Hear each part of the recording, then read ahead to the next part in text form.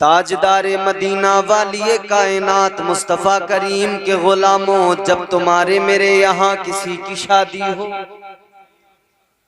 जब हमारे यहाँ किसी को दूल्हा बनाया जाए, किसी के सर पे सेहरा सजाया जाए, माँ बाप राजी, माँ बाप खुश, रिश्तेदार खुश हो जाते हैं, भाई बहन खुश हो जाते हैं, पड़ोस वाले खुश हो जाते हैं। किस लिए? शादी हो रही है, खुशी का माहौल है, घर में खुशियां ही खुशियां। याद रखो मेरे अजीजों, तुम्हारे मेरे घरों के अंदर जो शादियां होती हैं, उन शादियों के अंदर भी खुशी होती है, मगर खुशी मनाने वाले इंसान होते हैं। तुम्हारे मेरे घरों की शादियों में खुशी मनाने वाले इंसान, मगर एक शादी वो है कि जब ताजदारे मदीना को दूल्हा बनाया गया, तो मेरे अजीजों उस वक्त में सिर्फ इंसान ही नहीं बल्कि आसमान के फरिश्ते खुशी मना रहे थे। मेरे इमामे अहले सुन्नत ताजदारे बरेली ने फरमाया, वो सरवरे किश्वरे रिसालत जो अर्श पर जलवागर हुए थे, नए निराले तरब के सामा अरब के मेहमान के लिए थे।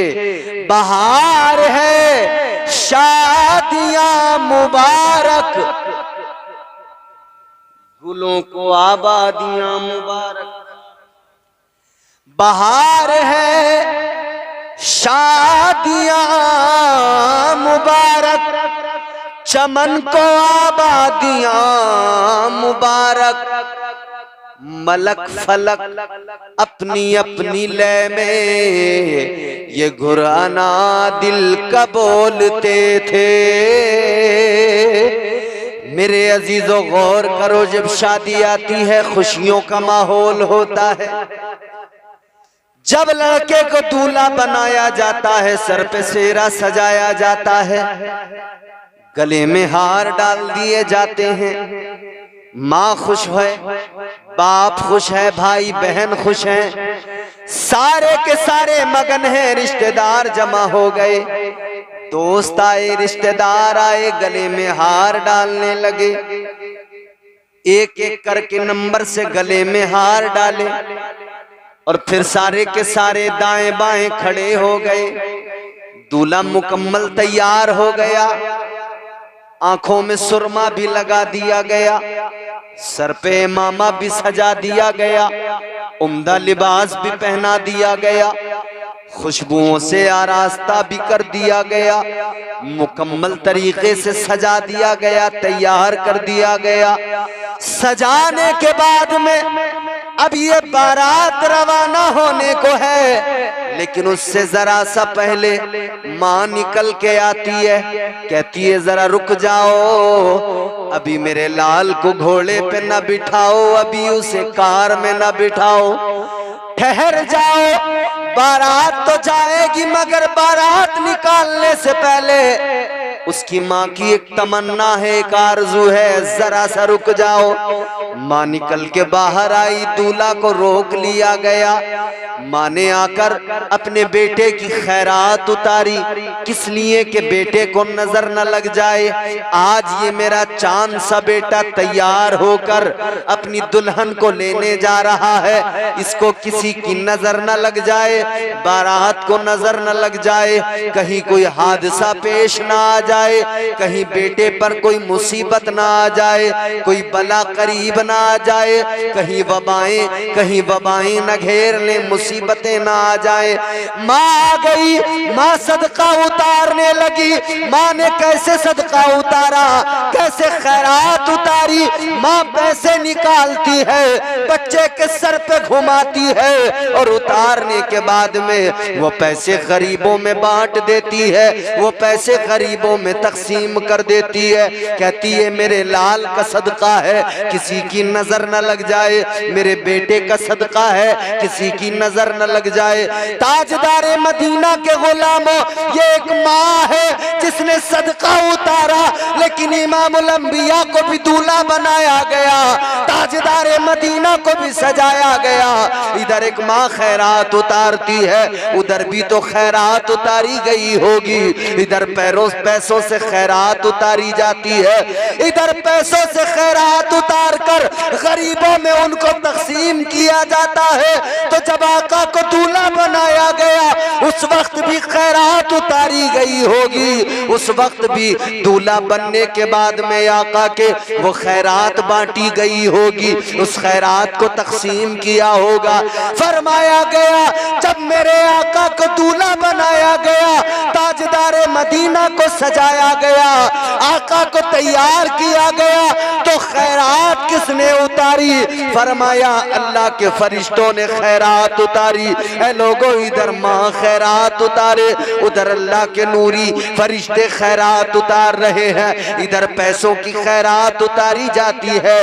लेकिन आका की खैरात उतारी गई तो नूर की खैरात उतारी गई, और नूर की खैरात को कायनात में तकसीम कर दिया गया। नूर की खैरात, हुस्ने मुस्तफा की खैरात कायनात में तकसीम कर दी गई।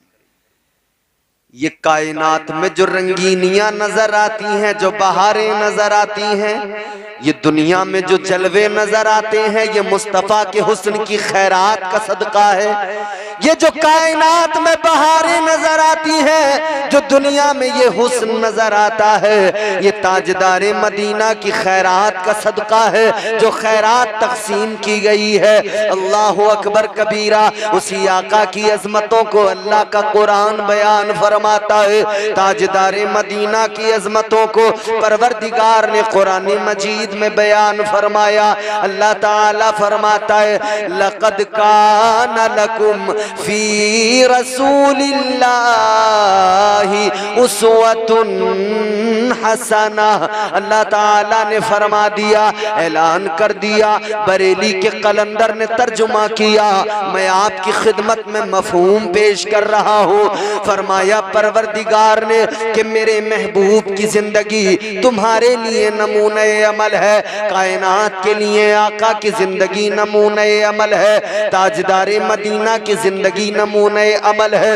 अल्लाहु अकबर कबीरा। अजीजाने गिरामीउल कद्र, आप अच्छी तरह जानते हैं, अगर किसी को आलिम बनना है तो आलिम के पास जाना पड़ेगा। पता लगा आलिम बनने के लिए आलिम की सोहबत इख्तियार करना होगा, इसलिए कि उसकी जिंदगी को देखना पड़ेगा। उसकी जिंदगी, आलिम की जिंदगी आलिम के लिए नमूना होती है, पीर की जिंदगी मुरीद के लिए नमूना होती है, उस्ताद की जिंदगी शागिर्द के लिए नमूना होती है। लेकिन लोग, आप देखो दुनिया के अंदर आज लोग अमीरों की जिंदगी को देख रहे हैं, अमीरों की जिंदगी पे खूब तहकीक की जा रही है। किस लिए? ये सोच रहे हैं सारे के सारे कि अंबानी की जिंदगी को देखो, पता लग जाएगा कैसे मालदार बना, फिर हम भी वैसे ही करने लगेंगे, हम भी मालदार बन जाएंगे।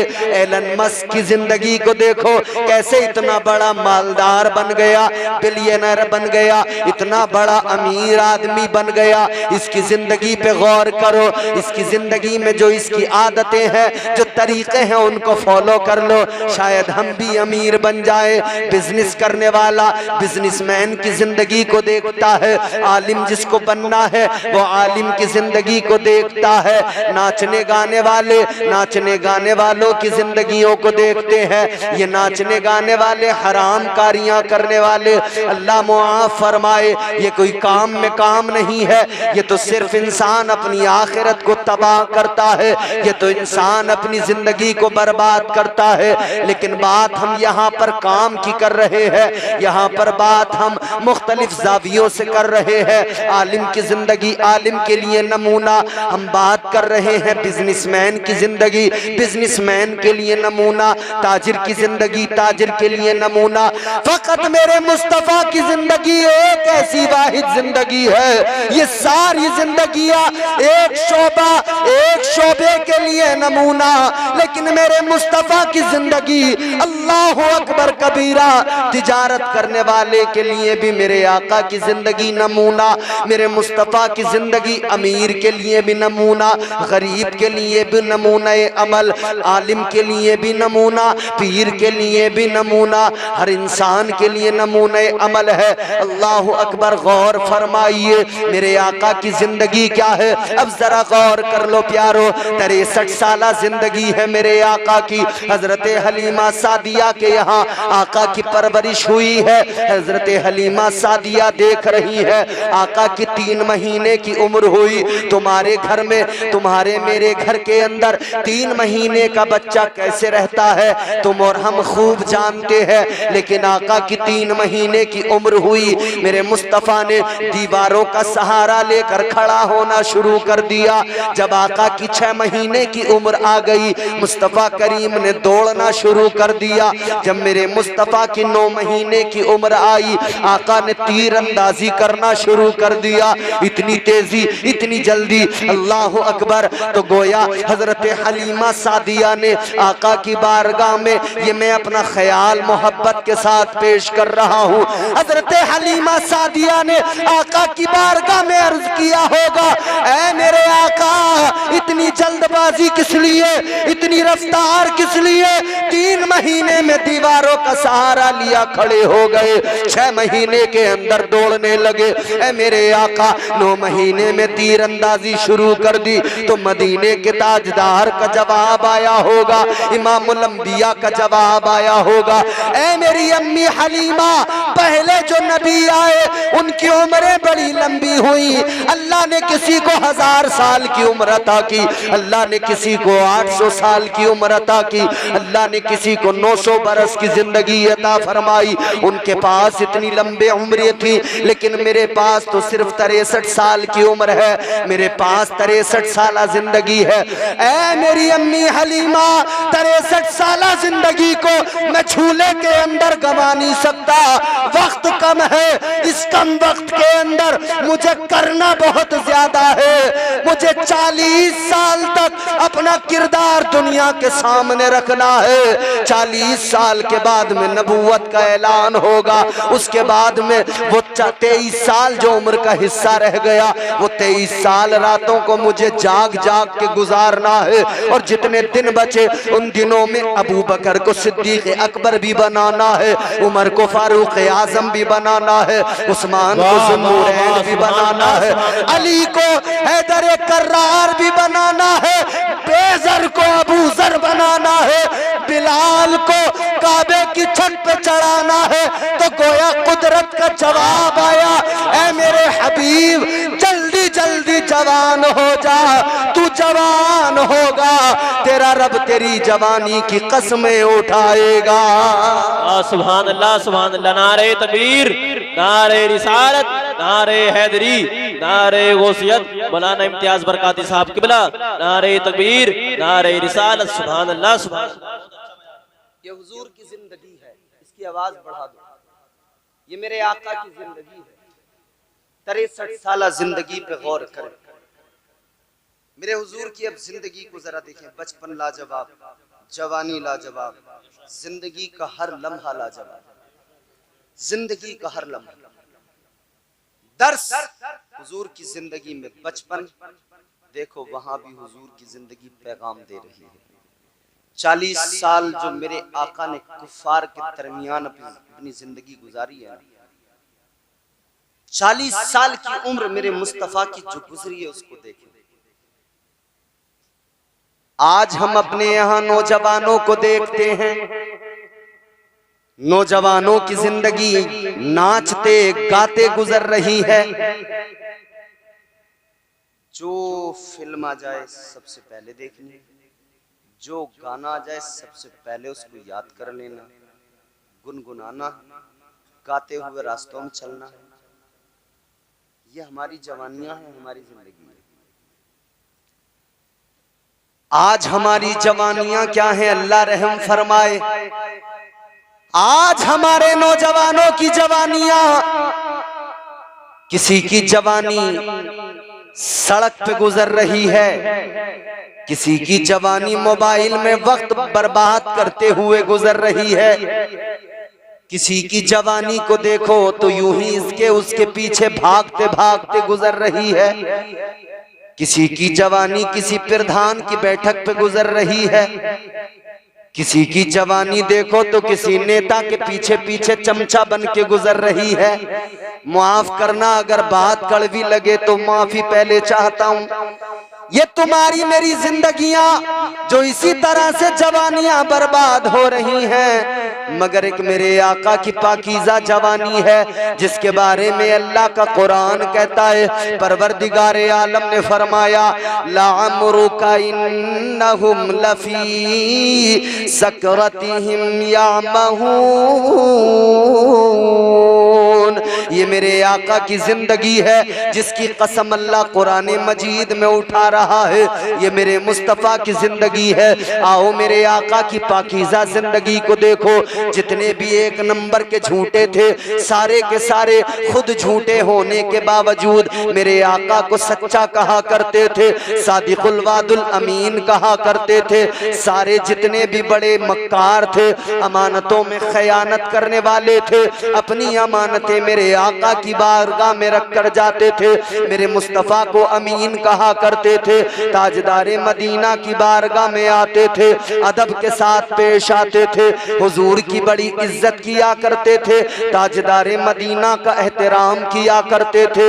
आओ सुनो जरा मक्के का हाल भी देख लो, नबी की जिंदगी भी देख लो। मक्के का हाल क्या था? न कोई कानून था, न कोई दस्तूर था। मक्के के अंदर न कोई आईन था। जो मालदार था वो मालदार था, जो गरीब था उसकी जिंदगी बड़ी बेकार थी। जो मालदार था उसके लिए सारी आसाइशें, मालदार मालदार होता चला जा रहा था, गरीब और ज्यादा गरीब होता चला जा रहा था। जिसकी लाठी उसकी भैंस, ये एक कानून मक्के के अंदर चलता था। जिसके पास ताकत है वही जो चाहे कर सकता है। आज भी यही तो हो रहा है। हमारे मुल्क की हालत भी यही है। अमीर अमीर होता चला जा रहा है, गरीब और गरीब होता चला जा रहा है। यानी कि हालत ये हो गई, मिडिल क्लास वाला तबका खत्म होता जा रहा है। जो तबका न अमीर है न गरीब है, वो तबका अब या तो गरीब ही हो जाएगा या वो अमीर ही हो जाएगा। चंद एक अफराद अमीर हो जाएंगे, बाकी सारे गरीब हो जाएंगे। सिर्फ दो कैटेगरी के लोग रहेंगे, या तो अमीर रहेंगे या गरीब रहेंगे। अमीर सारे के सारे इन गरीबों को अपने नीचे दबा कर रखते हैं। हर जगह यही हुआ, जहां पर भी डिक्टेटरशिप रही है वहां पर हाल यही रहा है। जो मालदार है वो गरीबों को दबा के रखता है, जो अमीर है वो गरीबों पे जुल्म किया करता है। उसके लिए कोई भी आवाज नहीं उठाता, गरीब की बात कोई नहीं करता। यही हाल तो मक्के का था, यही हालत तो मक्के के अंदर थी। मेरे आका को बड़ी फिक्र हो गई, क्या होगा इन गरीबों का। वो गरीबों को सीने से लगाने वाला आका क्यों गरीबों की फिक्र न करता। जिस आका ने फरमाया कि परवरदिगार ने मुझे इमामुल अंबिया बनाया मगर मैं इस पर फख्र नहीं करता, वो इमामुल अंबिया जिन्होंने फरमाया कल बरोज़े हश्र जब लोगों को कब्रों से उठाया जाएगा सबसे पहले मैं अपनी कब्र से निकल के आऊंगा। आका ने फरमाया लेकिन मैं इस पर फख्र नहीं करता। आका ने फरमाया बरोज़े हश्र जो 50,000 साल का दिन होगा, उस दिन आका ने फरमाया मेरा परवरदिगार मुझ पर ये इनायत करेगा कि लिवाउल हम्द मेरे हाथ में होगा। आका ने फरमाया मगर मैं इस पर फख्र नहीं करता। आका ने फरमाया अपनी उम्मत के प्यासों को जामे कौसर मैं पिलाऊंगा मगर इस पर मैं फख्र नहीं करता। आका ने फरमाया जन्नत में सबसे पहले मैं जाऊंगा मगर मैं इस पर फख्र नहीं करता। अर्ज किया सहाबा ने या रसूल अल्लाह इतनी अजमत है, इतनी फजीलत है, लेकिन आका फख्र नहीं करते। आका फख्र किस बात पर करते हैं? इमामुल अंबिया ने फरमाया लोगों मैं फख्र करता हूँ तो फकत गरीबी पे फख्र करता हूँ। मैं गरीबी पे ताजदार वाली ये कायनात की जिंदगी पे नजर डालें। तुम्हारे मेरे आका ने जो मक्के में जिंदगी गुजारी, जब हालत देखी गरीबों की हालत बेकार है, गरीबों का कोई पुरसाने हाल नहीं, तो ताजदारे मदीना ने एक कमेटी, एक अंजुमन बनाई। हुजूर ने नौजवानों को जमा कर लिया, एक तंजीम बनाई और आकाए कायनात एक दिन मीटिंग करने बैठ गए। क्या मीटिंग हो रही है? हुजूर मीटिंग में ये बात कर रहे हैं कि गरीबों की हालत को कैसे बेहतर किया जाए, गरीबी को कैसे मिटाया जाए, गरीबों पे जो जुल्म हो रहे हैं उन मजालिम से उन्हें कैसे नजात दिलाई जाए। इधर ताजदारे मदीना मीटिंग कर रहे हैं, आका मशवरा कर रहे हैं। इधर आका के कान में किसी के रोने की आवाज आई। कोई रोने वाला चट्टान पे खड़ा है और काबे की तरफ देख के कह रहा है, ऐ काबे वाले खुदा, ये वो शहर है जहां तेरा मुकद्दस घर काबा है। ऐ परवरदिगार, ऐ काबे वाले खुदा, मैं तेरे काबे को छोड़ के जा रहा हूँ, मैं तेरे काबे वाले शहर को छोड़ के जा रहा हूँ। इस शहर के अंदर कोई गरीबों की फरियाद नहीं सुनता, इस शहर के अंदर कोई मजलूमों की दाद रसी नहीं करता, इस शहर के अंदर कोई गरीबों का पुरसाने हाल नहीं है। आका के कान में आवाज आई। मुस्तफा ने पलट कर देखा, एक आराबी रो रहा है, एक शख्स है जिसकी आंखों में आंसू है। आका ने करीब जाकर प्यार फरमाया, दस्त शफकत रखा, फरमाया बता किस लिए आंख में आंसू आए, किस लिए रोकर रब की बारगाह में ये गुजारिशात कर रहा है, बात तो बता दे, बात क्या है? वो कहने लगा, ये शहर मक्का है, ये वो शहर है जहां अल्लाह का घर काबा है, मगर इस शहर का निजाम ये है, यहाँ अमीरों की चलती है, यहाँ गरीबों का कोई पुरसाने हाल नहीं, यहाँ गरीबों की फरियाद कोई नहीं सुनता। मेरे आका ने फरमाया बात बता, बात क्या हो गई? कहने लगा, सुनो सुनो, मेरे पास में एक ऊंट था, मेरे पास में एक ऊंटनी थी, बड़ी प्यारी थी, मैं उसकी परवरिश कर रहा था। ऊंटनी ने एक बच्चा दिया, मैं बच्चे को पालने लगा। अल्लाह ने मुझे भी बेटी अता फरमाई, मैं अपनी बेटी की भी परवरिश करने लगा। मैं ये सोच रहा था जैसे जैसे बेटी जवान होगी वैसे वैसे ऊंट का बच्चा भी बड़ा हो जाएगा, इधर ये जवान होगा, इधर मेरी बेटी जवान होगी, मैं इस ऊंट को बेचूंगा, अपनी बेटी की शादी कर दूंगा, अपनी बेटी को रुखसत कर दूंगा, अपनी बेटी के हाथ पीले कर दूंगा। हर बाप को फिक्र होती है कि साथ इज्जत के अपनी बच्चियों को रुखसत कर दे, हर बाप फिक्र में लगा होता है कि अपनी बेटियों को खैरियत से रुखसत कर दे।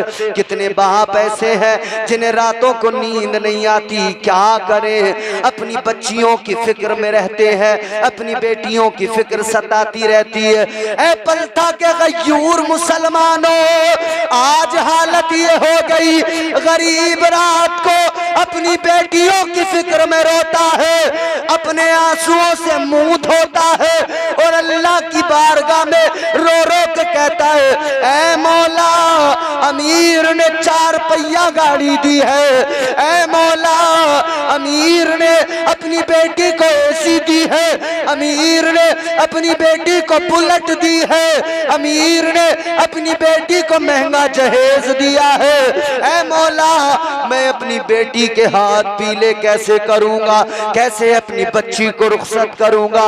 ऐ गरीबों, गम ना किया करो, आंसू ना बहाया करो, अल्लाह की बारगाह में दुआ किया करो, बस इतना कहा करो, ऐ परवरदिगार, इस बेटी को रहमत बनाकर मेरे घर में तूने भेजा है। या अल्लाह, जब बेटी देना तेरा काम है तो बेटी को इज्जत से विदा कराना भी तेरा काम है।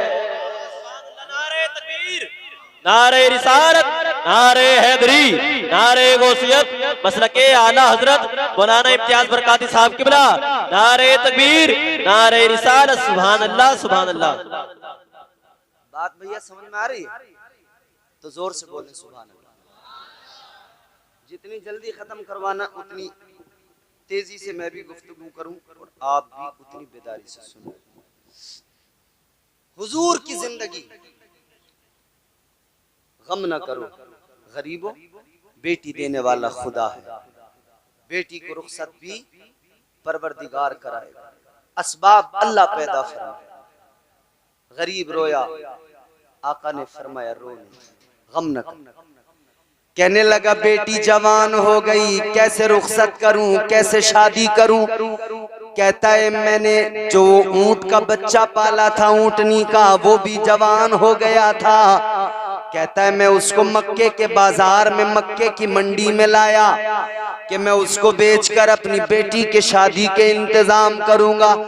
कहने लगा सुनो, एक मक्के का अमीर आदमी, एक मक्के का चौधरी, उसने मेरा ऊंट खरीद लिया लेकिन पैसे देने को तैयार नहीं।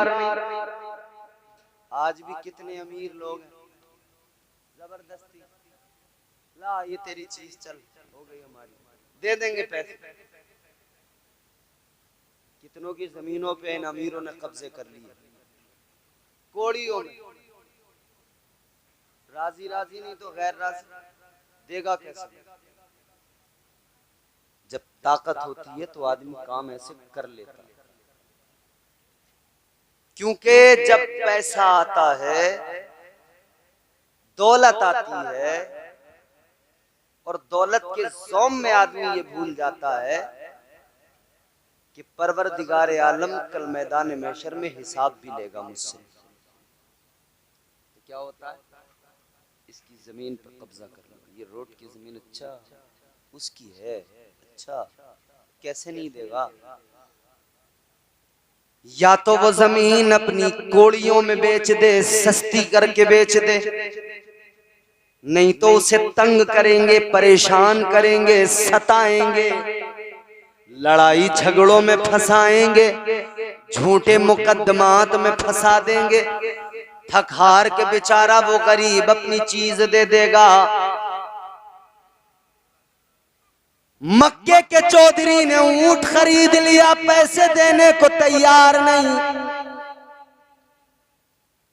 वो कहने लगा हुजूर वो पैसे नहीं देता मेरे। आका ने फरमाया तूने मांगे नहीं? कहता कई बार मांग लिए, दरवाजे से धक्के दे के भगा देता है। सिफारिशें लेकर गया, सिफारिश वो किसी की नहीं मानता। ताजदार मदीना ने फरमाया बोल कौन है वो मालदार? कहने लगा तुम्हें नाम बता के क्या करूंगा, जब किसी और से कुछ ना हो सका तो आप क्या करोगे? मेरे आका ने फरमाया गरीब फिक्र न कर, नाम बता, क्योंकि किसी गरीब की कोई मदद करे न करे, आमिना का लाल तो आया ही गरीबों के लिए है। मेरे हुजूर ने फरमाया तू नाम तो बता। कहने लगा या रसूल अल्लाह, ए ताजदारे मदीना, वो जो मक्के का अमीर है, वो जो मक्के का चौधरी है, जिसने ऊंट ले लिया पैसे नहीं देता, कहने लगा उसे मक्के वाले अबुल हिकम कहते हैं, हिकमतों का बाप अबुल हिकम। फिर मेरे नबी ने क्या नाम रखा उसका? अबू जहल, जाहिलों का बाप। कहता है अबू जहल ने ऊंट खरीद लिया, पैसे देने का नाम नहीं लेता। मेरे आका ने हाथ पकड़ा, फरमाया चल। लेकर चले, अबू जहल के दरवाजे पर आ गए। ताजदारे मदीना ने अबू जहल के दरवाजे पे आकर दस्तक दी, दरवाजा खोला। अबू जहल से मेरे आका ने फरमाया तूने इससे ऊंट खरीदा? इसने सर हिलाया जी। आका ने फरमाया इसके पैसे नहीं दिए? कहने लगा जी। हुजूर ने फरमाया देने नहीं है? देने हैं कि नहीं? कहा जी देने हैं। ताजदार मदीना ने फरमाया चल अभी पैसे ला कर दे। घर में गया, रकम उठा के लाया, उस गरीब को दी, उसने रकम ली। वो इधर चला मुस्कुराता झूमता और कहता चला कि अब मक्के के अंदर किसी गरीब पर जुल्म नहीं होगा, क्योंकि गरीबों का पुरसान हाल आ गया है, गरीबों का तरफदार आ गया है। और इधर मेरे आका अपने घर तशरीफ ले आए, लेकिन इधर अबू जहल के घर के अंदर अबू जहल की बहन ने अबू जहल से कहा, तू तो बड़ा चौधरी बना टहलता है, मोहम्मद से डर गया सल्लल्लाहु अलैहि वसल्लम। कहने लगी इतना बड़ा चौधरी बना घूमता है, इतना बड़ा मालदार है, लेकिन अब्दुल्ला के बेटे से डर गया। किस लिए डर गया?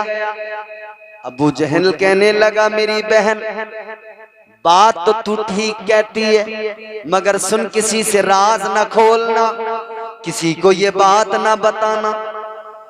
कहने लगी सुन ले, बात तो नहीं बताऊंगी मगर बता जरूर क्यों डर गया।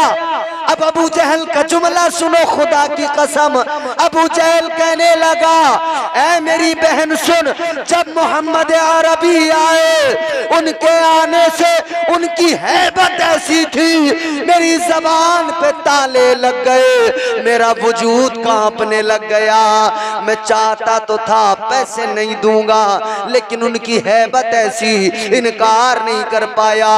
वो जो कहते रहे मैं इकरार करता गया, इतना डर गया, इतना डर गया, मुझे लगा अगर आज मैंने इनकार कर दिया आसमान मेरे सर पे टूट के गिर जाएगा। ये मेरे नबी की जवानी, ये जिंदगी हुजूर की, ये ताजदारे मदीना की जवानी जिसमें आका ने गरीबों की मदद की। आज हमारी तुम्हारी जवानी कहाँ है? हम तो खुद गरीबों को, कमजोरों को सता रहे हैं। अच्छा भला आदमी रास्ते में चल रहा है, जंगल में, हाथ में दरात है, चलते चलते किसी के खेत के पास से गुजर रहा है, खामों का दरात चलाता जा रहा है, उसकी फसल कट रही है। ले भाई तुझे क्या मिला इसमें? है? अच्छा भला जा रहा है, रास्ते में कुत्ता है, रास्ते में कुत्ते के लात मार दे, ले तुझे कुत्ते के लात मार के क्या मिला? कुत्ता भी गौर से देख रहा भी है तो ये आदमी, मगर काम मेरे वाले कर रहा। ये हमारे यहाँ जवानियां, हमारे जवानों की हालत देखो, इनके हुलिये अजीब, इनकी हालत अजीब,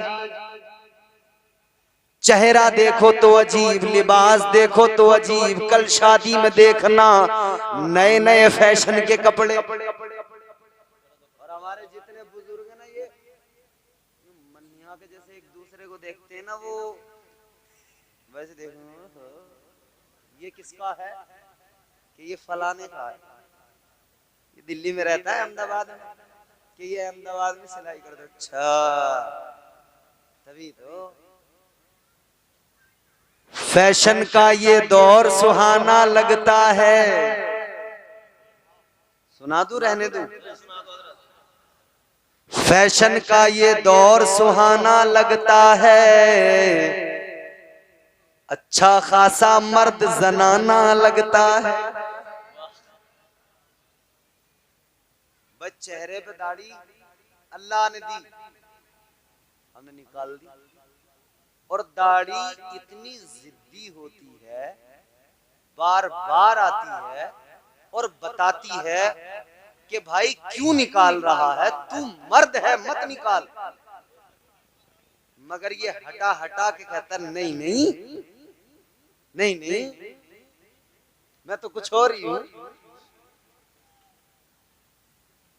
अल्लाह ने मर्द के चेहरे पे दाढ़ी, ये कुदरती तौर पे ना अल्लाह ने दी है, और अल्लाह ने जैसा बनाया वैसा बनाकर क्या फरमाया, फरमाया परवरदिगारे आलम ने लक़द खलक़नल इंसान फी अहसनी तक़वीम।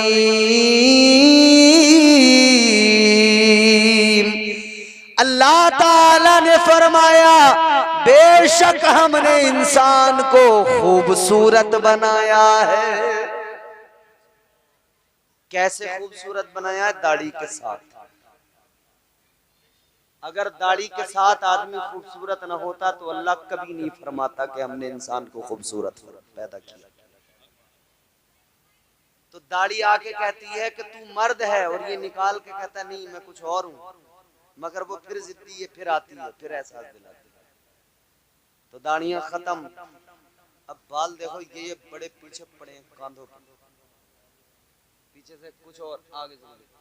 पिछले दिनों मास्क चले थे ना कोरोना के टाइम में, तो हर आदमी को मास्क लगाना पड़ता था। कई लड़के मास्क लगाए हुए उनके बाल बड़े होते थे, पैंट शर्ट आजकल लड़कियां भी पहनती हैं। शहरों में पता ही नहीं लगता था कि ये मर्द चल रहा है बराबर में या औरत चल रही है। एक जगह तो बाथरूम में इधर जेंट्स का इधर लेडीज का, ये मास्क लगा के आया और जेंट्स वाले में चल पड़ा।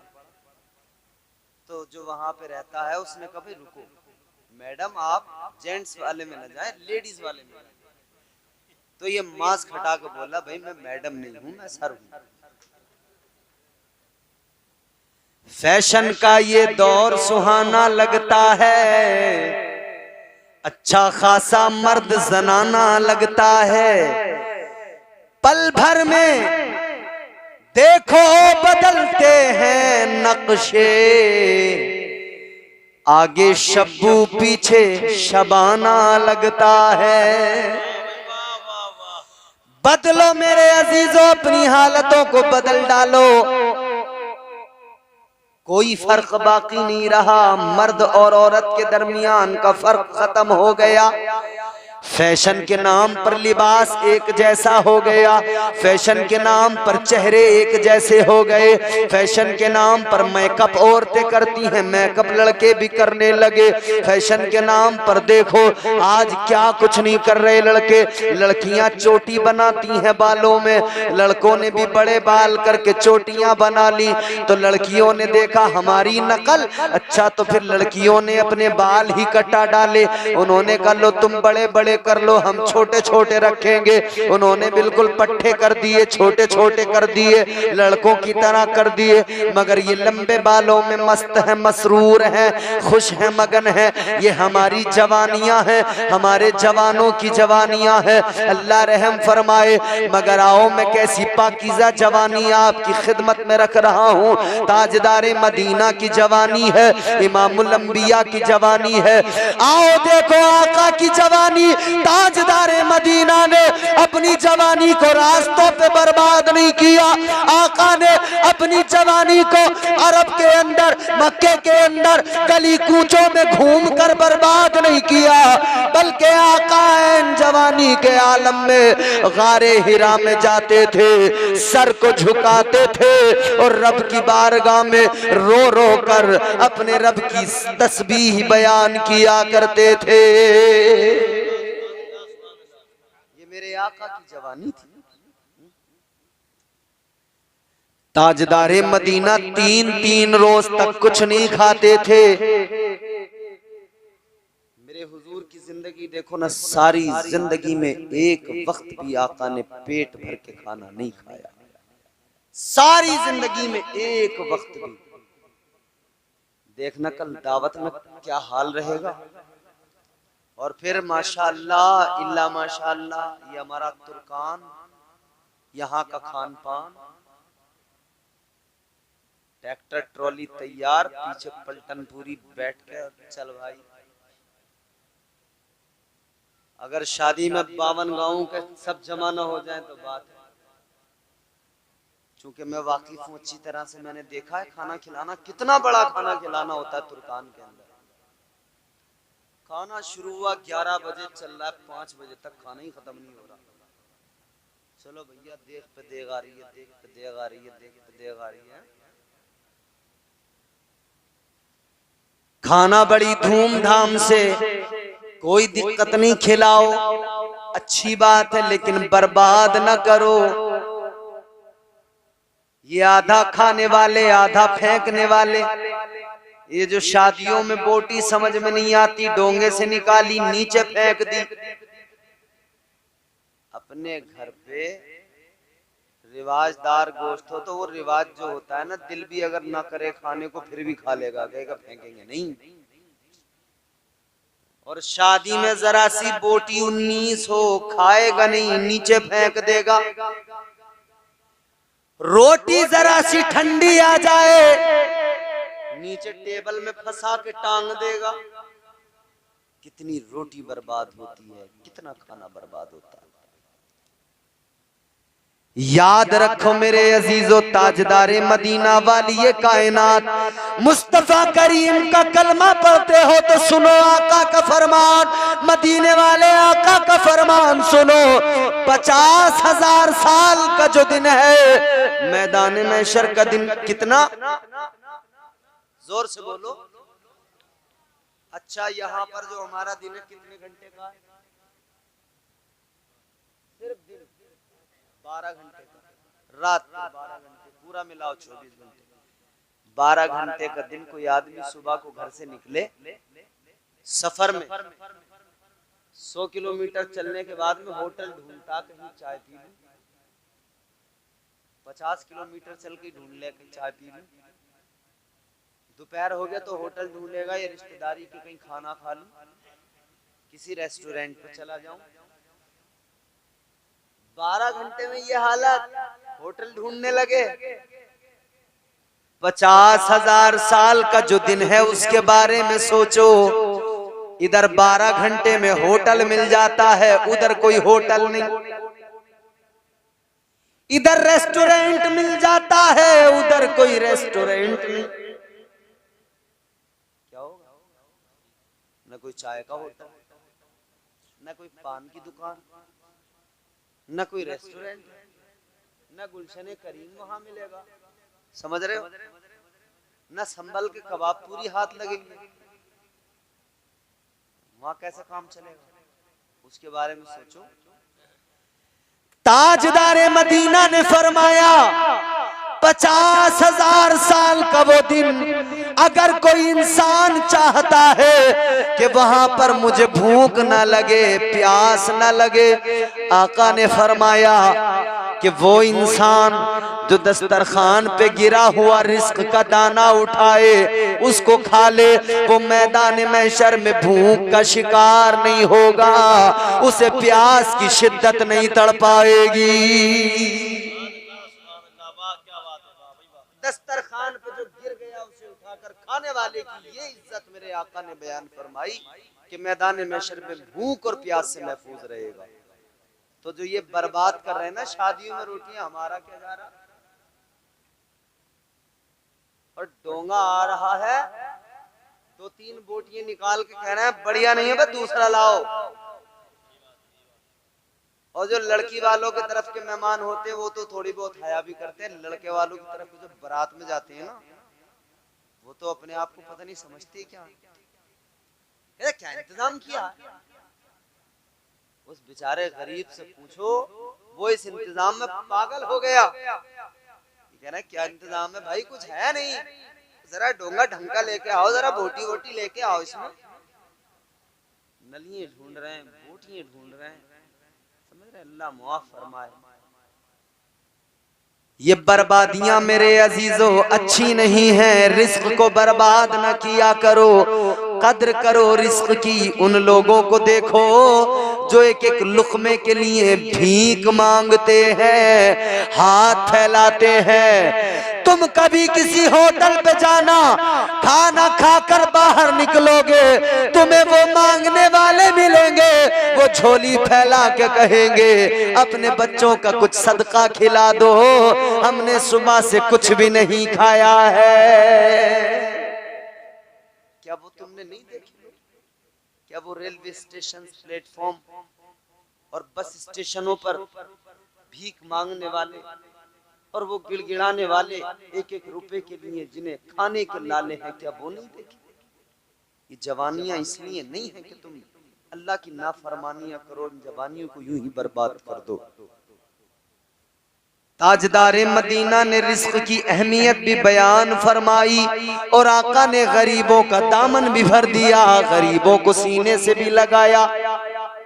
एक मदीने का वाकया सुनाता हूँ, गुफ्तगू जल्दी समेटता हूँ। अगर सुनना चाहते हो तो जोर से बोलो सुभान अल्लाह, नहीं सुनना है तो आहिस्ता से बोलो सुभान अल्लाह। अब इसके आगे की तो बात सुन लो। आहिस्ता से बोले सुभान अल्लाह तो 1 घंटा, और जोर से बोले सुभान अल्लाह तो 15-20 मिनट। अब तुम्हारी मर्जी है कौन से में काम चलाना। गौर से सुनो मेरी बात, मदीना है मेरे आका का शहर, इमामुल अंबिया का वो प्यारा शहर जिसके लिए मैं आप हम सारे गुलाम तड़पते हैं। हम कहते मौला मदीना दिखा दे, ऐ मौला आका का वो प्यारा रोजा दिखा दे। वो प्यारा शहर के आका ने फरमाया अल मदीनतु कुल्लुहुम फिल जन्ना। मेरे हुजूर फरमाते हैं कि मेरे आका ने फरमाया मदीने की एक गली, एक बाजार, एक शहर, एक कोई खित्ता नहीं बल्कि पूरा मदीना, अल्लाह ने पूरे मदीने को जन्नत बना दिया है। वो मदीना एक यतीम है, एक यतीम है, एक उसकी माँ है। यतीम की आंखों में आंसू, उसकी माँ की आंखों में भी आंसू। यतीम भी रो रहा है, माँ से कह रहा है माँ है मेरी अम्मी, इस पूरे शहर के अंदर क्या कोई नहीं जो हम गरीबों को कुछ खिला सके? दिल से सुनना ये बात। आज भी कितने यतीम हैं, मगर हम कह रहे हैं कि कौन है भैया, किसे दें, कोई है ही ना, ज़कात किसे दें, कोई नजर ही नहीं आ रहा।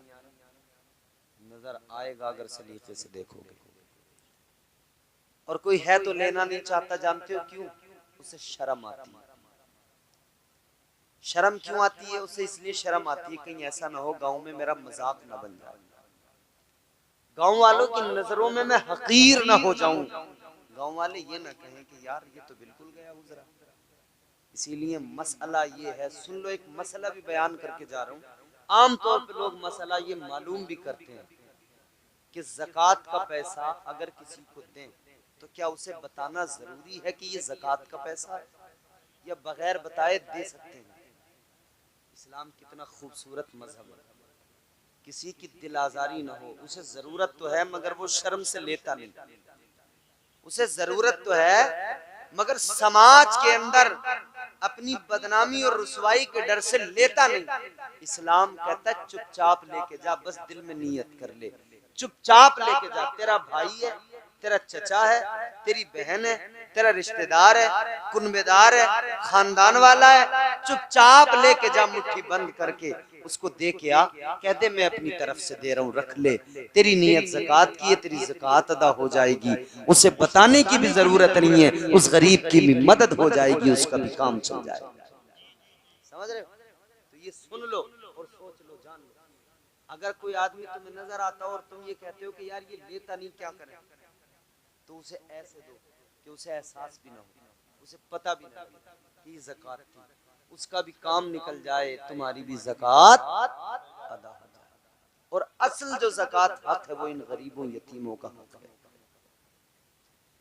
मदीने के अंदर एक यतीम है, रो रहा है, अपनी माँ के करीब बैठा है। माँ से कहता है माँ जब तक तू बीमार नहीं थी तू बाहर जाती थी कुछ न कुछ इंतजाम करके लाती थी, खिला दिया करती थी, लेकिन अब तो तू भी बीमार है, तू भी नहीं जा सकती, तू भी कुछ ला नहीं सकती।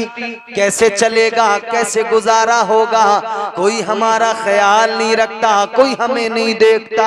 ऐ अम्मी, क्या पूरे मदीने के अंदर कोई नहीं है जो हम गरीबों की मदद कर दे, हम यतीमों की मदद कर दे? अल्लाह अकबर। माँ ने सुना, कहने लगी माँ कहने लगी बेटा अगर कोई होता तो जरूर हमारी तरफ देखता, अगर कोई होता तो जरूर हमारी मदद करता, तू यतीम है जरूर कोई तेरा ख्याल करता, लेकिन कौन है यहाँ मदद करने वाला? फिर भी कहते हैं अम्मा कोई ना कोई तो दरवाजा होगा ऐसा कि जिस दरवाजे को खटखटाया जाए और वहां से मांगने वाला खाली ना आए, वहां से साइल का दामन भर जाए। माने का बेटा ज्यादा तो नहीं पता मगर इतना जानती हूँ, इसी मदीने के अंदर एक दरवाजा है, एक जात है, इमामुल अंबिया, नबियों के ताजदार की जात है। कहने लगी मुसलमानों के पैगंबर का दरवाजा है, जब भी कोई साइल उस दरवाजे पे जाता है सुना तो यही है वो खाली नहीं आता है, उसका दामन को भर दिया जाता है, उसका दामन खाली नहीं रहता। कहता है अम्मा फिर मुझे इजाजत दे, मैं उसी दरवाजे पे जाऊं, जाकर देखूं तो सही मुसलमानों का पैगंबर कैसा है, जाकर देखूं तो जरा मुसलमानों के पैगंबर क्या वाकई में इसी शान के मालिक है। घर से निकला है, आका के दरवाजे पे पहुंचा है, मुस्तफा के दरवाजे पे दस्तक दी है। वो नबी जो गरीबों से प्यार करे, वो नबी जो गरीबों को सीने से लगाए, वो नबी जिसने फरमाया इस्लाम गरीबों से शुरू हुआ गरीबों पे खत्म हो जाएगा, वो नबी जिसने फरमाया ए गरीबों याद रखना अल्लाह ताला कल मैदान महशर में जब अमीर भी खड़े होंगे गरीब भी खड़े होंगे, फरमाया मेरे आका ने अल्लाह ताला अमीरों से मालदारों से उनका माल पूछेगा और गरीबों से उनका हाल पूछेगा। वो मेरे मुस्तफा करीम जिन्होंने फरमाया अमीर इधर खड़ा रह जाएगा हिसाब देता हुआ, गरीब उधर जन्नत में चला जाएगा, कितना फर्क होगा, कितना डिस्टेंस होगा। फरमाया मेरे आका ने गरीब अमीर के मुकाबले 500 साल पहले जन्नत में चला जाएगा। अल्लाह अकबर। वो गरीबों से प्यार करने वाले आका, वो कमजोरों का सहारा, वो बेबसों के बस बेकसों के कस, ताजदारे मदीना की जात इमामुल अंबिया के दरवाजे पे पहुंचा, दस्तक दी। आका ने फरमाया कौन है? कहने लगा एक यतीम आपके दरवाजे पे आया है। आका ने अंदर बुलाया, सीने से लगाया, फरमाया बोलो कैसे आना हुआ? कहने लगा मैं यतीम हूँ, कोई मेरा पुरसाने हाल नहीं, मेरा खानदान कबीला मेरे शरीकों ने मुझे धुतकार दिया, चचा ताऊओं ने भगा दिया, किसी ने मेरी फिक्र न की, किसी ने मुझे 2 वक्त का खाना भी नहीं खिलाया। आका ने सीने से लगाया, फरमाया बैठ जाओ। इधर आका ने खाना तैयार कराया, खाना उसके सामने पेश किया, मुस्तफा करीम ने उसको अपने हाथों से खाना खिलाया। क्या मुकद्दर उस बच्चे का जिसे आका अपने हाथों से खाना खिलाए, क्या तकदीर उस बच्चे की जिसे रहमत वाले नबी अपने रहमत वाले हाथों से खाना खिलाए। अल्लाह अकबर। इस मंजर को देखा तो बच्चे सारे देखकर अपनी किस्मतों पर और उसकी किस्मत को देखकर रश्क करने लगे और सोचने लगे काश हम भी यतीम होते हैं और नबियों के इमाम हम पर भी ऐसा प्यार फरमाते। हुजूर ने अपने हाथों से खिलाया, ताजदारे मदीना ने अपने हाथों से खिलाया और फिर उसने अपनी माँ का हाल बताया। हुजूर ने खाना भी उसको साथ दिया, माँ के लिए कपड़े भी दिए, पैसे भी दिए, फरमाया ले अपनी माँ के हवाले कर देना। ये लेकर घर गया, अपनी माँ के पास आया, माँ को लाकर खाना दिया, वो कपड़े दिए। कहने लगा अम्मी एक दरवाजा वाकई मदीने के अंदर जो है वो मुझे मिल गया। ए अम्मी, वो हमारे बारे में ज्यादा नहीं जानते, मगर तेरा हाल मैंने बताया, उन्होंने खाना भी दिया, कपड़े भी दिए, पैसे भी दिए। कहने लगा अम्मी ये मेरी ड्यूटी थी, जिम्मेदारी, ये तुझे पहुंचाने आ गया, मगर अब इजाजत दे दे, वहीं जा रहा हूँ। कहती है कहाँ का, दिल तो वहीं छोड़ के आया हूँ, उसी पैगंबर की बारगाह में जा रहा हूँ। कहने लगा अब मेरी अम्मी मुझे जाने दे, मैं अब बाकी की जिंदगी उन्हीं मदीने वाले आका की खिदमत में और गुलामी में गुजारूंगा। ये आका की जिंदगी है। हुजूर ने गरीबों को प्यार किया, गरीबों को खिलाया। तो मेरे अजीजों, जितना बर्बाद होता है, अगर इसे बर्बाद न किया जाए तो ये रिज्क है, इसकी कदर करो। जो कर रहा है इंतजाम, उसके दिल से पूछो कैसे कर रहा है। नबी की शान बड़ी निराली, मेरे आका का मकाम बड़ा बड़ा। अब आखिरी बात अर्ज करके गुफ्तगू खत्म कर रहा हूँ। एक फरमाइश है वो पूरी करूंगा, लेकिन मेरी आखिरी बात तवज्जो से सुनो। जिस नबी की जिंदगी इतनी पाकीज़ा है कि रब कुरान मजीद में उस नबी की जिंदगी की कसम उठाता है, उस नबी की शान तो देखो। उस नबी ने हर जाविये पर, हर मोड़ पर इस उम्मत की रहनुमाई की है, और मेरे आका ने सारे सलीके अता किए हैं। हुजूर ने न सिर्फ जीने का सलीका दिया, बल्कि हुजूर ने पहनने ओढ़ने से लेकर शादी ब्याह तक का सलीका अता किया। शादियां कैसे की जाएं, हुजूर ने ये भी सिखाया। हुजूर ने 40 साल की उम्र में जब हजरत खदीजा से शादी की है, तब आका ने समझा दिया कि कैसे शादी करना है। फिर जो जिंदगी गुजारी है, आका ने समझा दिया बीवी के साथ कैसे रहना है। फिर आका को जो औलादें हुई, आका को बेटियां हुई, फिर मेरे मुस्तफ़ा ने मदीने के अंदर जब अपनी बेटी फातिमा का निकाह किया, तो दुनिया वालों को बता दिया, दुनिया वालों, बेटियों को ऐसे रुखसत किया जाता है। और अली के वली बनकर, अली के कफील बनकर आका ने बता दिया, लड़कों की शादियों के इंतजाम ऐसे किए जाते हैं। हुजूर ने वो भी सलीका अता किया। तो फिर हम क्यों ना कहें